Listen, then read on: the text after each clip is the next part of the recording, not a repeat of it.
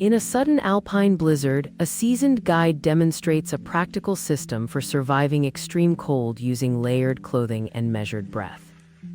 He recalls a recent ascent where rapid wind chills forced decisions, showing how to conserve heat while staying alert.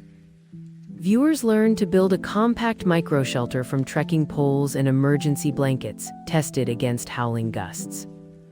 Next, the expert breaks down energy budgeting, explaining packing, snack timing, and hydration to outlast long alpine nights.